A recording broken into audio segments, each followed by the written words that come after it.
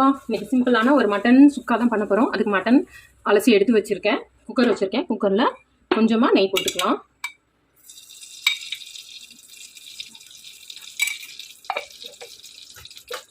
நெய் போட்டுட்டு இதுலேயே கொஞ்சம் மட்டனை சேர்த்துக்கலாம்.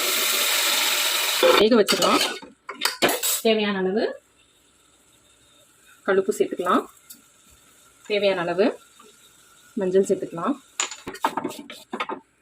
தாளிக்கும் போது சேர்த்தாலும் கொஞ்சம் விசில் வரும்போது மணமாக இருக்கிறதுக்காக இஞ்சி பூண்டு சோம்பு பேஸ்ட்டு கொஞ்சம் போதும், ரொம்ப வேண்டாம். அவ்வளோதான். ஒரு 4 விசில் வரட்டும். ஸ்டீம் வந்ததுக்கப்புறம் விசில் போட்டுடலாம். இப்போ மட்டன் விசில் வரட்டும். அதுக்கு முன்னாடி நம்ம சில சாமான்லாம் வறுத்துக்கலாம். என்னென்ன வறுக்க போகிறோம்னா, கொஞ்சமாக சோம்பு, இஞ்சி பூண்டோட கொஞ்சம் இருக்கிறதுனால இதில் நான் கொஞ்சமாக சேர்த்துக்கிறேன். கொஞ்சமாக சீரகம், ஒரு 3 காஞ்ச மிளகா, அப்புறம் வாசனைக்கு வந்து அன்னாசி பூ சேர்த்துக்கலாம். இது ஒன்று சேர்த்துக்கலாம். ஒரு 3 கிராம்பு சேர்த்துக்கலாம்.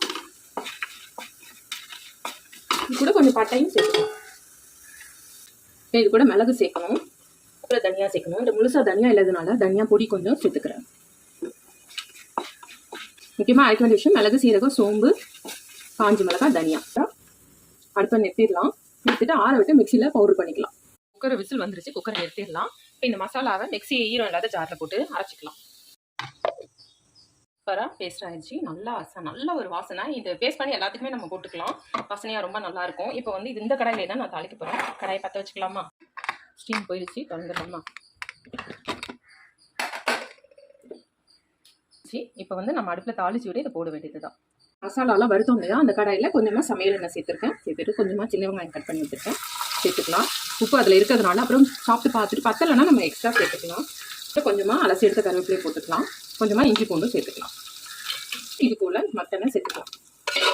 தண்ணி கொஞ்சமாக இருக்கிறதுனால இதுவே வத்தட்டும். இதுலேயே நான் ஊற்றிடுறேன். தண்ணி வத்தனோன்னா தான் மசாலா சேர்க்க போகிறோம். நம்ம அடுத்து கூட்டி வச்சுக்கிறேன். தண்ணியில் கொஞ்சம் நல்லா வத்திருக்கு. கொஞ்சம் மசாலாவை இது கூட சேர்த்துக்கலாம்.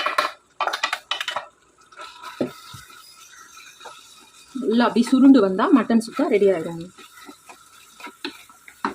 நல்லா அடுப்பு அப்படியே சிம்மில் வச்சு விட்டுடலாம். நான் கொஞ்சம் இந்த மசாலா வாசனை நெடி போகிறதுக்காக கொஞ்சம் நேரம் சிம்மில் வச்சு மூடி வச்சிடலாம். சூப்பராக சிம்மில் கொதிச்சிக்கிட்டு இருக்கு. ரெடி ஆகிடுச்சு. கொஞ்சமாக கொத்தமல்லி தூவிக்கலாம். நல்லா டேஸ்ட்டாக இன்னும் ஒரு மட்டன் சுக்கா தான்.